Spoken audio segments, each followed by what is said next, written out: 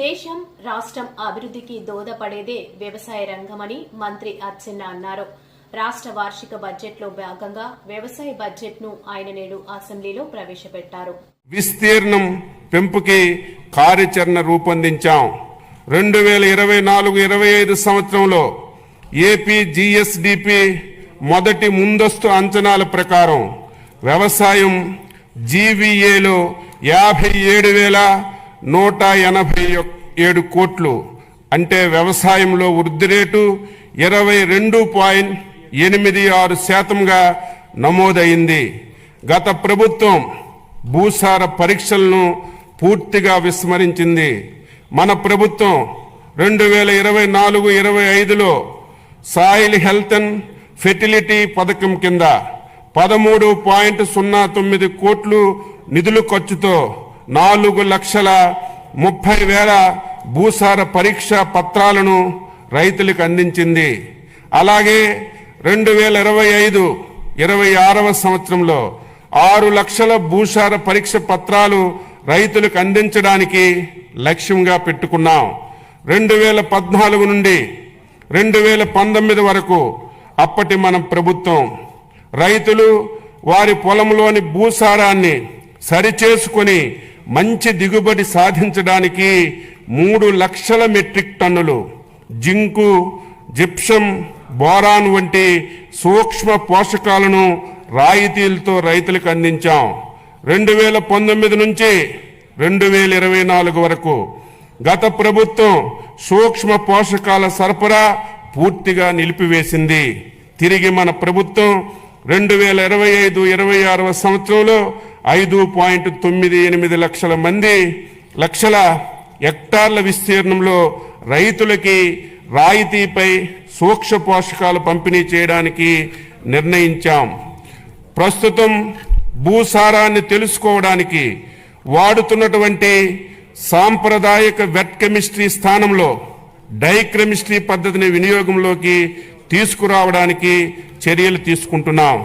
2024-25 సంవత్సరంలో 7.88 లక్షల క్వింటాల విత్తనాలను 268.32 కోట్ల రాయితీతో రైతు సేవా కేంద్రాల్లో పంపిణీ చేశాం.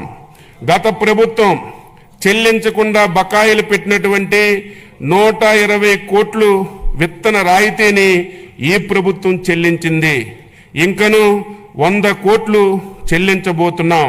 2025-26 సంవత్సరానికి రాయితీ విత్తనం పథకానికి 240 కోట్లు బడ్జెట్లో ప్రతిపాదిస్తున్నాం.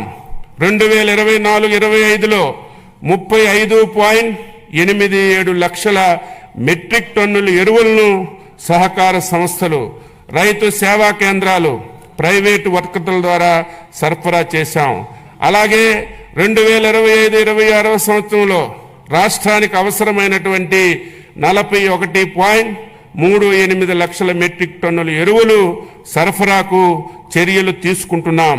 2025-26లో ఎరువుల కొరతను నివారించడానికి ఏపీ మార్క్ఫెడ్ ద్వారా 2 లక్షల మెట్రిక్ టన్నుల ఎరువులు బఫర్ స్టాకుల నిర్వహణకి 40 కోట్లు బడ్జెట్లో ప్రతిపాదిస్తున్నాం.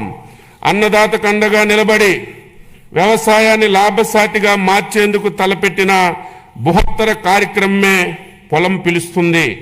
ఈ కార్యక్రమం ద్వారా ప్రస్తుతం వ్యవసాయ రంగంలో వస్తున్నటువంటి ఆధునిక సాంకేతిక పరిజ్ఞానంతో వ్యవసాయంలో డ్రోన్లు వినియోగం, యాప్ ద్వారా పంటలపై చీడపీడలను గుర్తించి తగు చర్యలు తీసుకోవడం, ప్రకృతి వ్యవసాయ విధానాలపై అవగాహన కల్పించడంతో పాటు వ్యవసాయం అనుబంధ శాఖల క్షేత్ర సమస్యలు తక్షణ పరిష్కారం సూచిస్తున్నాం. ఆంధ్రప్రదేశ్ ప్రజా భాగస్వామ్య ప్రకృతి వ్యవసాయం ద్వారా ఇప్పటికే 10.6 లక్షల కుటుంబాలు 5 లక్షల హెక్టార్లలో ప్రకృతి వ్యవసాయాన్ని పాటిస్తున్నాయి.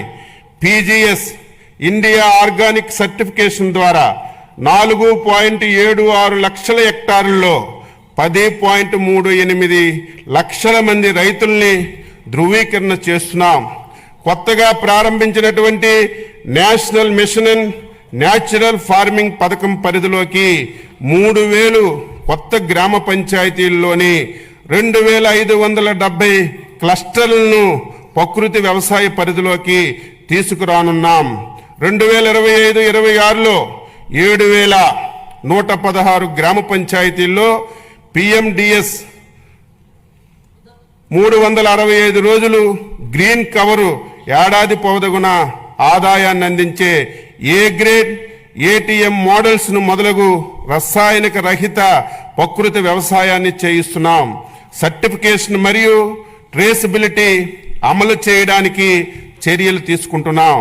2025-26 సంవత్సరంలో 15 లక్షల కుటుంబాలతో 6.5 లక్షల హెక్టార్లలో ప్రకృతి వ్యవసాయం చేయించడానికి 61.78 కోట్లు ప్రతిపాదిస్తున్నాం. ప్రతి రంగంలో స్మార్ట్ వర్క్ ఆవశ్యకం ఉంది.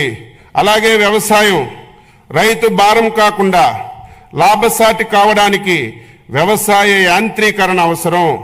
రైతుల కోరిక మేరకు 2024-25 సంవత్సరంలో